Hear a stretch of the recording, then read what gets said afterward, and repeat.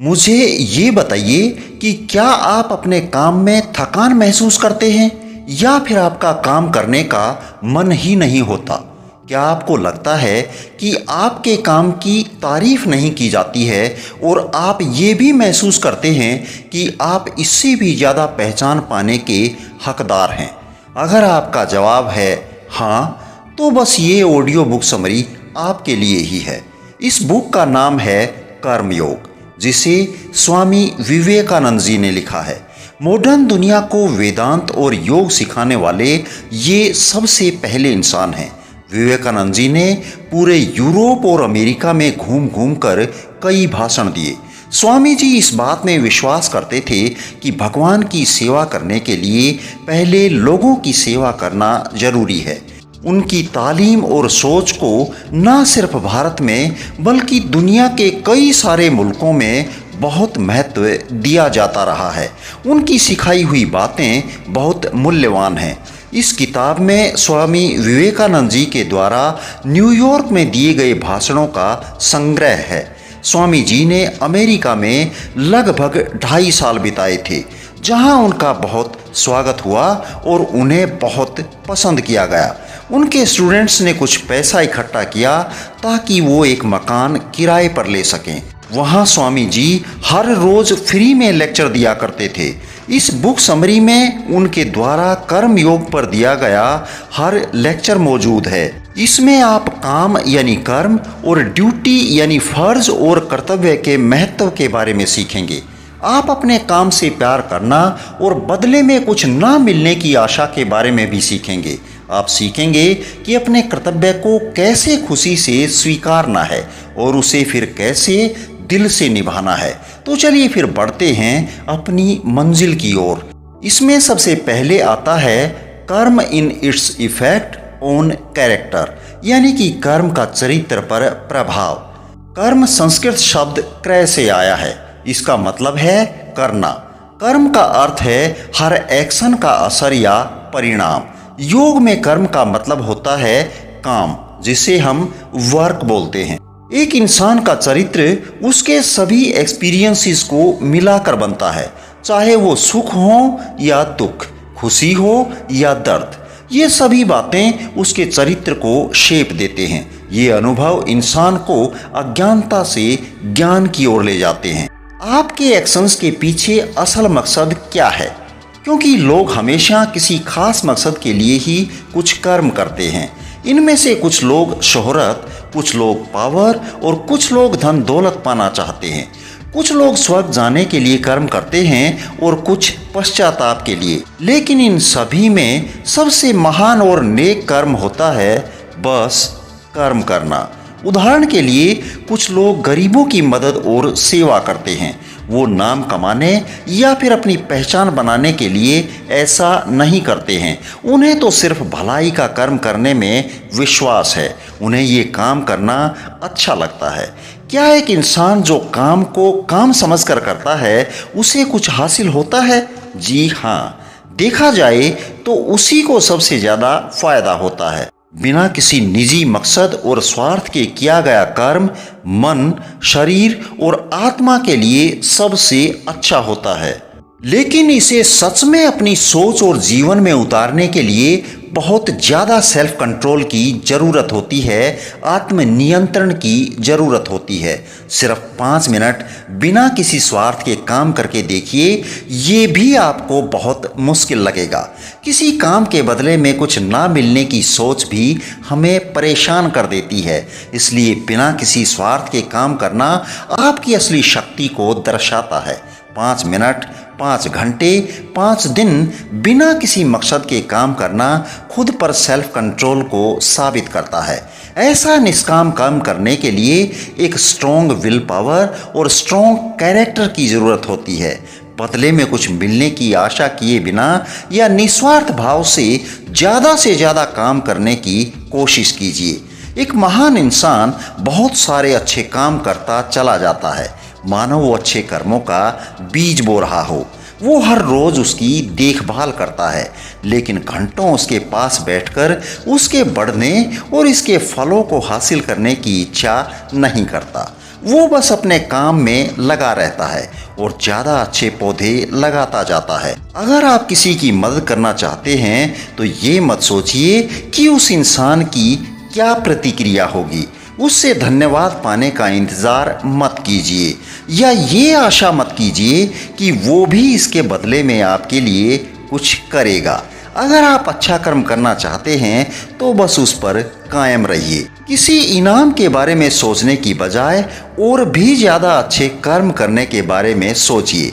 अभी आपके अंदर केवल खुद के लिए काम करने का जोश है, लेकिन समय के साथ प्रैक्टिस करते करते आप बिना किसी स्वार्थ के काम करना सीख जाएंगे। हर रोज़ सेल्फ कंट्रोल की प्रैक्टिस कीजिए। ये बहुत जल्द आपकी हैबिट बन जाएगी और ये हैबिट आपका कैरेक्टर और आपका संस्कार बन जाएगा। उनके अगले लेक्चर का टॉपिक है each is great in his own place, यानी हर एक अपने जीवन में महान है। हर एक इंसान का अपने जीवन में अलग किरदार और आदर्श होते हैं। कोई किसी पर अपनी सोच को थोप नहीं सकता। जो रोल आपको मिला है उसे अच्छी तरह से निभाने की पूरी कोशिश कीजिए। किसी और की तरह बनने की कोशिश मत कीजिए। आप अपने दिए गए रोल को पूरे मन से और अच्छी तरह निभाकर खुद को सच के और करीब ले जाते हैं। उदाहरण के लिए घर के बड़े को अपने पेरेंट्स, बच्चों, रिश्तेदारों और पड़ोसियों के लिए अपनी ड्यूटी अच्छी तरह से निभानी चाहिए। उसे उनकी सभी ज़रूरतों का ध्यान रखना चाहिए और उनकी रक्षा करनी चाहिए। ये ही उसका कर्तव्य है। एक सन्यासी को दुनिया पूरी तरह त्याग देनी चाहिए। उसे परिवार या धन दौलत के बारे में नहीं सोचना चाहिए। उसकी ड्यूटी है भगवान की पूजा करना, उसकी सेवा करना और उसके बारे में और ज़्यादा जानने की कोशिश करना। आप उस घर के बड़े और सन्यासी को एक दूसरे का रोल अदा करने के लिए नहीं कह सकते। उन्हें अपनी अपनी जिम्मेदारी निभानी होगी। अपना रोल ठीक से अदा करना ही हमें महान बनाता है। एक बार एक राजा था जो अपने राज्य में आने वाले हर सन्यासी से पूछा करता था, इनमें से कौन महान है? एक सन्यासी जिसने दुनिया को त्याग दिया है या वो घर बार संभालने वाला आदमी जो समाज में रहकर अपनी हर ड्यूटी को पूरा करता है? कुछ ज्ञानी लोगों ने कहा सन्यासी ज़्यादा महान है। राजा ने इसका सबूत मांगा। जब वो ये शर्त पूरी नहीं कर पाए तो राजा का आदेश था कि उन्हें शादी करके घर बसाना होगा। तो वहीं कुछ लोगों ने कहा कि घर बार वाला आदमी ज़्यादा महान है। जब वो इसे साबित नहीं कर पाए तो उन्हें भी शादी करके घर बसाने का आदेश दे दिया गया। फिर एक कम उम्र का सन्यासी आया जिसने कहा कि घर बार वाला आदमी और सन्यासी दोनों ही अपनी अपनी जगह पर महान हैं। राजा ने कहा इसे साबित करो। उस युवा सन्यासी ने राजा से कहा कि इसके लिए आपको मेरे साथ एक यात्रा पर चलना होगा। राजा अपना राजपाट और सेवकों को छोड़कर उसके साथ अकेले ही यात्रा पर निकल पड़े। वे मीलों तक चलने के बाद एक दूसरे राज्य में पहुंचे। उस खूबसूरत राज्य की राजकुमारी खुद की शादी के लिए एक अच्छे वर की तलाश कर रही थी। वो एक परफेक्ट आदमी को ढूंढने के लिए हर रोज एक समारोह का आयोजन करती थी। वो जिसे भी अपने वर के रूप में चुनती उसे समय आने पर उस राज्य पर शासन करने का सौभाग्य प्राप्त होने वाला था। बहुत सारे लोग आए लेकिन राजकुमारी को जिसकी तलाश थी वो उसे नहीं मिल रहा था। उसने एक एक करके सभी को रिजेक्ट कर दिया। फिर एक दिन उसने एक रूपवान सन्यासी को देखा।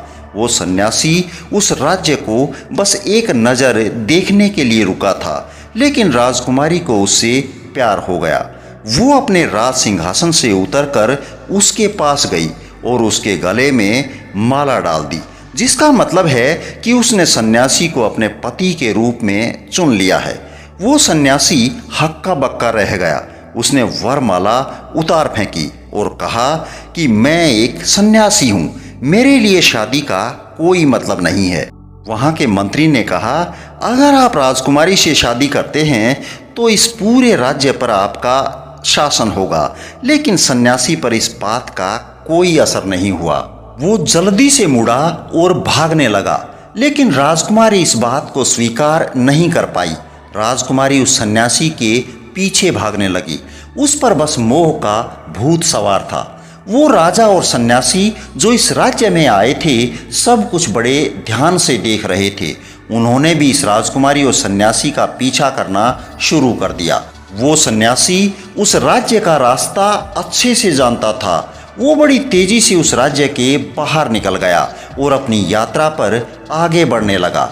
उस राजकुमारी ने उसे हर जगह देखा मगर वो सन्यासी उसे नजर नहीं आया। वो बहुत थक गई थी। एक पेड़ के नीचे बैठकर वो सन्यासी की याद में आंसू बहाने लगी। वो रास्ता भटक गई थी और उसे कुछ समझ नहीं आ रहा था कि वो क्या करे। वो राजा और युवा सन्यासी उस राजकुमारी के पास गए। उन्होंने उसकी मदद करने की कोशिश की लेकिन बहुत अंधेरा हो चुका था, इसलिए वो सुबह होने पर ही उस जंगल से निकल सकते थे। इसलिए वे तीनों उस बड़े से पेड़ के नीचे आराम करने के लिए बैठ गए। उसी पेड़ पर एक नीले रंग का पक्षी अपनी बीवी और 3 बच्चों के साथ रहता था।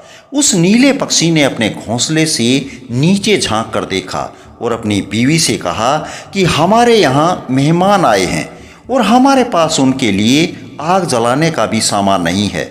इस कड़ाके की ठंड में वो ठिठुर रहे होंगे। इसलिए वो पक्षी उड़ा और कहीं से एक जलती हुई डाल उठाकर ले आया। वो उसे अपनी चोंच में दबा अपने मेहमानों के सामने रख आया।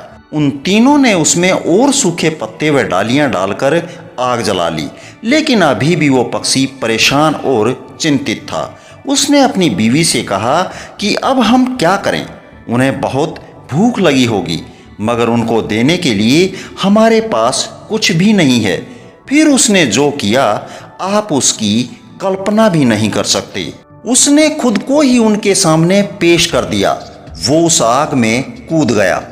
उन तीनों ने उसे बचाने की बहुत कोशिश की लेकिन आग की तेज लपटों ने उसे भून कर रख दिया था। अब उसकी बीवी ने सोचा यहाँ तो 3 मेहमान हैं, सिर्फ एक पक्षी से उनका गुजारा नहीं होगा और सोचा कि उसके पति की मदद करना उसकी ड्यूटी है। इसलिए उसने भी आग में छलांग लगा दी। अब घोंसले में उनके 3 बच्चे रह गए थे। उन्होंने अपने माता पिता को ये सब करते हुए देख लिया था। वो तीनों इस बात से सहमत थे कि उन्हें अपने माँ बाप की इस ड्यूटी को पूरा करना होगा। वो तीनों भी आग में कूद पड़े और लपटों ने उन्हें भी भून कर रख दिया। अब वहाँ 5 पके हुए पक्षी थे लेकिन राजा, सन्यासी और उस राजकुमारी का मन नहीं माना। वे भौचक्के होकर ये सब देख रहे थे कि इन पक्षियों ने क्या किया। उन तीनों की भूख ही मर चुकी थी। वो बस सुबह होने का इंतजार करने लगे।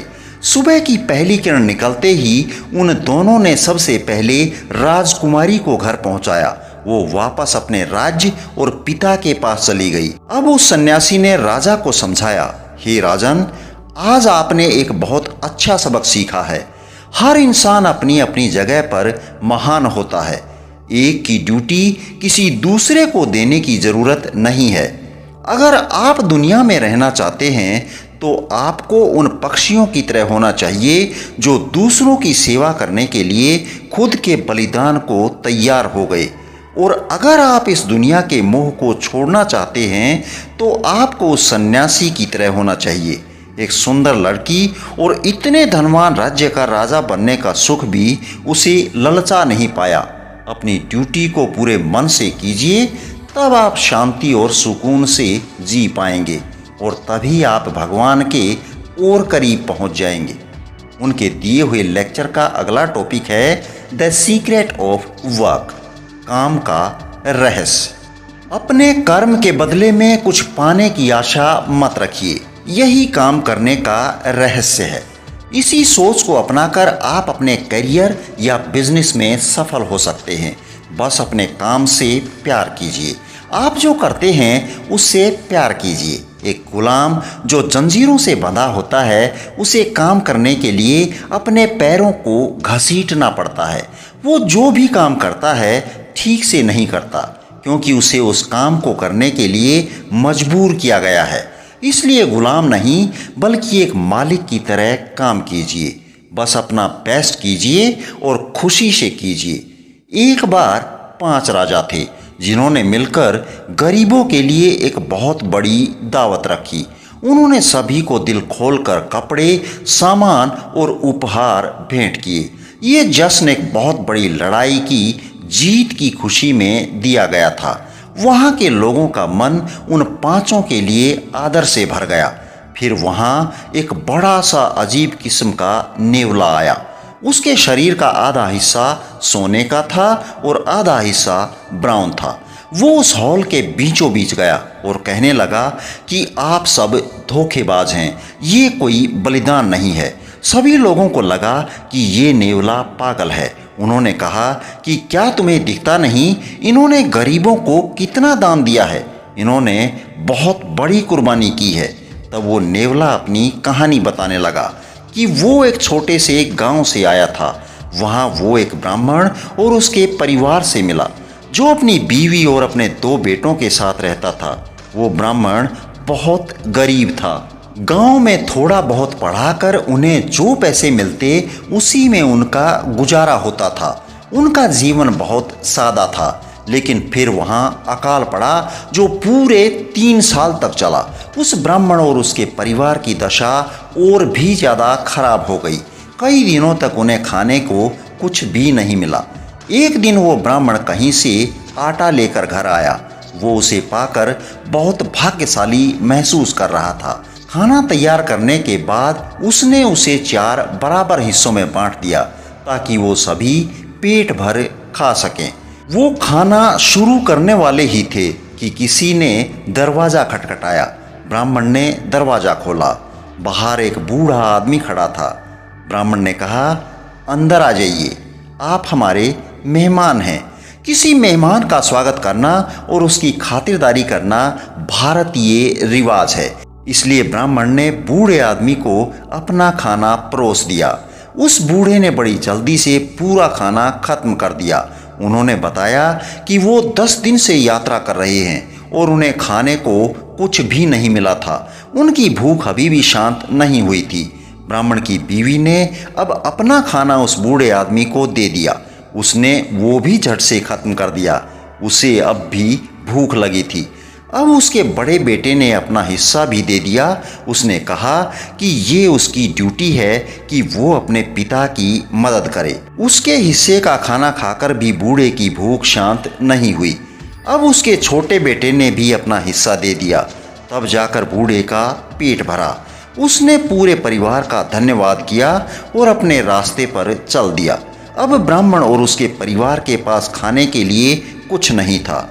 अगले दिन उन सब की भूख से तड़फ कर मौत हो गई। उसी दिन वो नेवला उनके घर गया था। उसने टेबल पर बिखरे आटे के दाने देखे। उसने अपना शरीर उन पर रगड़ा।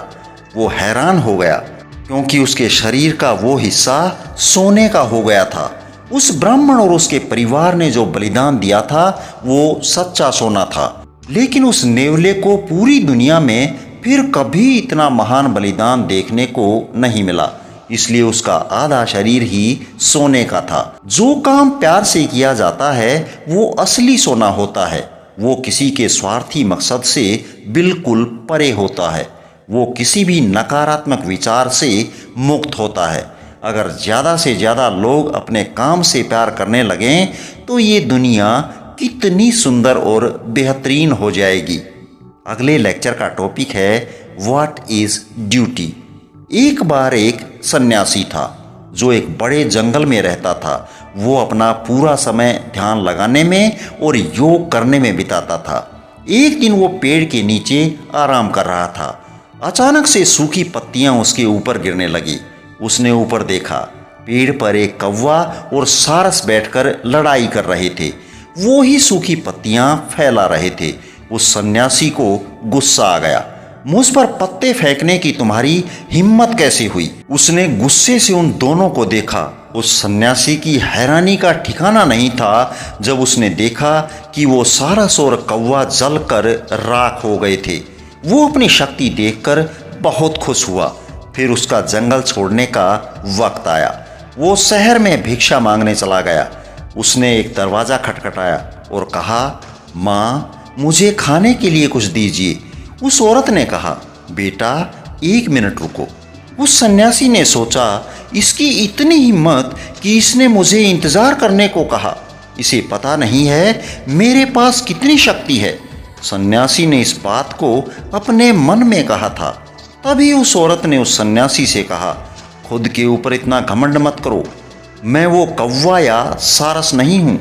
उस सन्यासी ने कुछ देर और इंतजार किया। जब वो औरत बाहर आई तो उसने पूछा, माँ, आपको उस जंगल में रहने वाले कौवे और सारस के बारे में कैसे पता चला? उसने जवाब दिया, बेटा, तुम जो योग साधना करते हो, मुझे उसका कोई ज्ञान नहीं है। मैं एक सीधी सादी गृहिणी हूँ। मैंने तुम्हें इंतजार करने के लिए इसलिए कहा क्योंकि मैं अपने बीमार पति की सेवा कर रही हूँ। उसने बताया कि उसने अपनी पूरी जिंदगी हर ड्यूटी को ठीक से करने की कोशिश की है। जब वो छोटी थी तब उसने अपने माता पिता की सेवा की। जब शादी हुई तो अपने पति की सेवा की। उसके लिए तो यही योग था। इन्हीं चीज़ों से उसे ज्ञान मिला था। इसलिए वो सन्यासी के मन की बात पढ़ पाई। वो जानती थी कि सन्यासी ने जंगल में क्या किया था। उसने सन्यासी को अगले शहर में जाने के लिए कहा। वहाँ एक कसाई था जिससे सन्यासी बहुत कुछ सीख सकता था। सन्यासी ने सोचा कि वो कसाई मुझे क्या सिखा सकता है। फिर भी वो शहर की ओर चला गया। सन्यासी शहर के बाजार में पहुंच गया। वहां उसे एक मोटा कसाई दिखाई दिया। वो मांस को काटकर अपने ग्राहक को दे रहा था। सन्यासी ने सोचा, हे भगवान, मेरी मदद करना, मैं एक कसाई से बात करने जा रहा हूँ। वो तो पक्का एक शैतान का अवतार होगा। जब कसाई ने सन्यासी को वहां खड़ा देखा तो पूछा कि क्या आप वही हैं जिसे उस औरत ने भेजा है? थोड़ा इंतज़ार कीजिए क्योंकि पहले मुझे अपने ग्राहक से निपटना है। जब कसाई का काम पूरा हो गया तो उसने पैसे लिए और सन्यासी को अपने पीछे आने को कहा। वो कसाई के घर पहुंचे। कसाई ने फिर उसे इंतज़ार करने को कहा। घर पर कसाई ने अपने बूढ़े माँ बाप की सेवा की। उन्हें नहला धुलाकर साफ सुथरे कपड़े पहनाए, उनके लिए भोजन तैयार किया और फिर उन्हें खिलाया। उसने इस बात का पूरा ध्यान रखा कि उन्हें जरा भी तकलीफ ना हो। उसके बाद उसने सन्यासी से बात की। उसने पूछा, स्वामी जी, मैं आपके लिए क्या कर सकता हूँ? सन्यासी ने कसाई से भगवान और आत्मा के बारे में कुछ सवाल पूछे। उसने जवाब महाभारत की व्याद गीता से दिया। सन्यासी को बहुत आश्चर्य हुआ। ऐसा लग रहा था मानो कसाई बहुत ज्ञानी था। वो बहुत बुद्धिमान था। सन्यासी ने पूछा, आप इस शरीर में क्यों हैं? आपके पास इतना अपार ज्ञान होते हुए भी आप ये गंदा काम करते हैं। कसाई ने जवाब दिया कि सच तो ये है कि कोई भी काम गंदा, बुरा या छोटा नहीं होता। मैं इसी परिस्थिति में पैदा हुआ हूँ।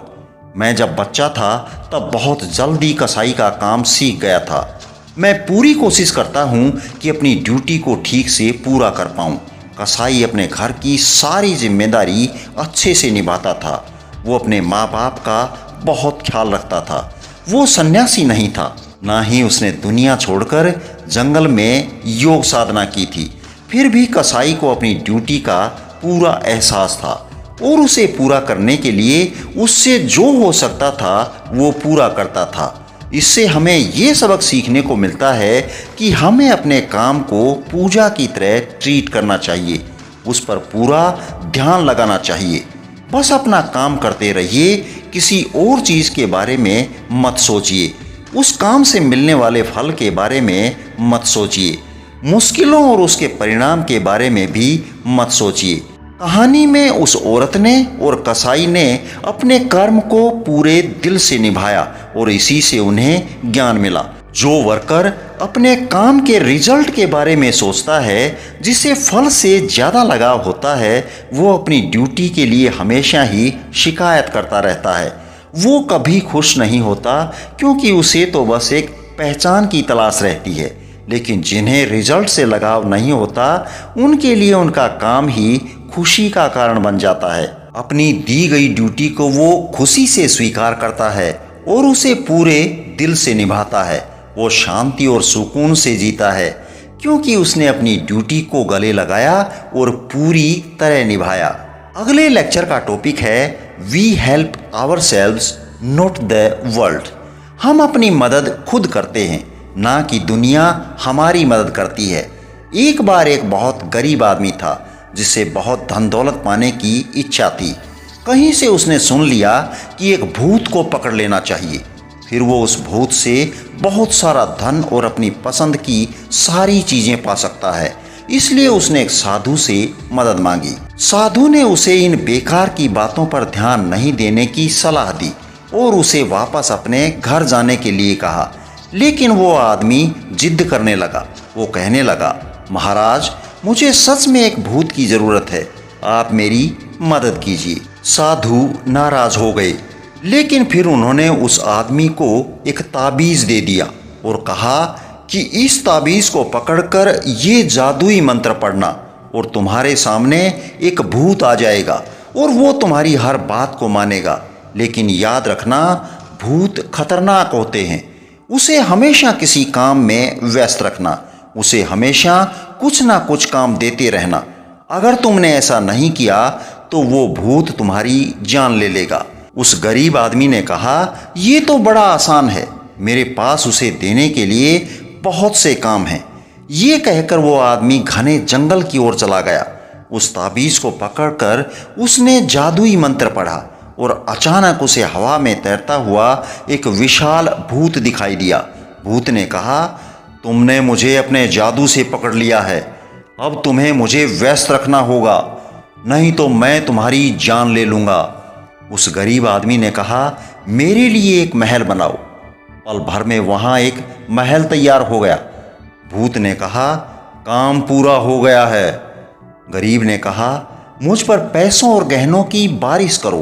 पलक झपकते ही उस आदमी के चारों ओर सोने चांदी और हीरे जवाहरात का ढेर लग गया। ये भी पूरा हो गया। भूत ने कहा, इस जंगल को जमीन पर ले आओ, इसके ऊपर एक शहर बनाओ। पल भर में उसके सामने एक खूबसूरत शहर तैयार था। ये भी हो गया। भूत ने कहा, क्या और भी कुछ बाकी है? उस भूत ने पूछा। अब वो आदमी डर गया। वो भूत से और क्या मांगे, उसे कुछ सूझ ही नहीं रहा था। मुझे करने के लिए कोई काम दो, नहीं तो मैं तुम्हें खा जाऊंगा। वो आदमी जोर से भागा और तब तक नहीं रुका जब तक वो साधु नहीं मिल गए। महाराज, मुझे बचाइए। उसने साधु को बताया कि उसके पास भूत को देने के लिए अब कोई काम नहीं है और अब वो उसे मार डालेगा। भूत भी वहां पहुंच गया। वो आदमी साधु के पीछे छुप गया। आखिर साधु ने आदमी से कहा कि एक ऐसे कुत्ते की तलाश करो जिसकी पूंछ में घुंघराले बाल हों और वो मुड़ी हुई हो। फिर तलवार से उसकी पूंछ काट लेना और भूत से कहना कि वो उसे सीधा करके दे। उस आदमी ने वैसा ही किया। भूत ने बार बार कोशिश की, मगर पूंछ वापस मुड़ जाती थी। इसमें कई दिन गुजर गए, लेकिन भूत उसे सीधा नहीं कर पाया। अंत में भूत बुरी तरह से थक गया था। उसने कहा, मुझे आज तक किसी काम में इतनी समस्या नहीं हुई है। चलो, मैं तुम्हारे साथ एक समझौता करता हूँ। अगर तुमने मुझे अभी आज़ाद कर दिया तो जितना भी पैसा मैंने तुम्हें दिया है तुम वो सब रख सकते हो और मैं तुम्हें कभी भी नुकसान नहीं पहुंचाऊंगा। इस समझौते से वो आदमी बहुत खुश हुआ और उसने भूत को जाने दिया। जिस दुनिया में हम रहते हैं वो बिल्कुल कुत्ते की पूंछ जैसी है, टेढ़ी। ना जाने कितने महान लोगों ने इसे सीधा करने की कोशिश की है, लेकिन जब वो अपनी पकड़ ढीली कर देते हैं तो ये दुनिया फिर से पूंछ की तरह टेढ़ी हो जाती है। इसलिए सबसे अच्छा होता है इस दुनिया के पाप, बुरे कर्मों और गलतियों का असर खुद पर नहीं होने देना है। आप उसे कंट्रोल नहीं कर सकते तो बस उसे रहने दीजिए। इसके बजाय उन चीज़ों पर ध्यान दीजिए जिन्हें आप कंट्रोल कर सकते हैं। अपने काम को और खुद को पहले से भी बेहतर बनाने पर ध्यान दीजिए। प्यार करना, शांत रहना और सही का साथ देना, ऐसी आदतों को अपनाने की कोशिश कीजिए। जितना हो सके उतना ज़्यादा लोगों की सेवा कीजिए। ये दुनिया तब भी टेढ़ी की टेढ़ी ही रहेगी, लेकिन खुद को सीधा करना भी बहुत महान कर्म है। यही है ड्यूटी। तो दोस्तों, इसी के साथ ही यहीं पर ख़त्म होती है ये ऑडियो बुक समरी। इस बात से कोई फर्क नहीं पड़ता कि आप कौन हैं या आप क्या करते हैं, आप भी महान बन सकते हैं। इसके लिए आपको साधु बनने की ज़रूरत नहीं है। आप घर परिवार वाले हों या मजदूरी करने वाले, आपको भी ज्ञान मिल सकता है। सबसे ज़्यादा ज़रूरी है कि आप पूरे दिल से और सच्ची भावना से सेवा करें। बस काम को अपना काम समझकर करें, उसे बोझ ना समझें। आपको इस बात से संतोष होगा कि आपको दिए गए रोल को आपने बखूबी निभाया। जब आप बदले में कुछ पाने की इच्छा नहीं रखते, केवल तभी आप सच्ची खुशी को महसूस कर पाएंगे। आपको शांति और सुकून का एहसास होगा। कैसा रहा आपका एक्सपीरियंस इस समरी को सुनने का, और किस पॉइंट ने आपको सबसे ज़्यादा प्रभावित किया? कमेंट बॉक्स में ज़रूर लिखिएगा। नई बुक समरी कौन सी सुनना चाहते हैं, आप हमें ये भी सजेस्ट कर सकते हैं। बहुत जल्द फिर होगी मुलाकात एक नई बुक समरी के साथ। धन्यवाद। जय हिंद, जय भारत।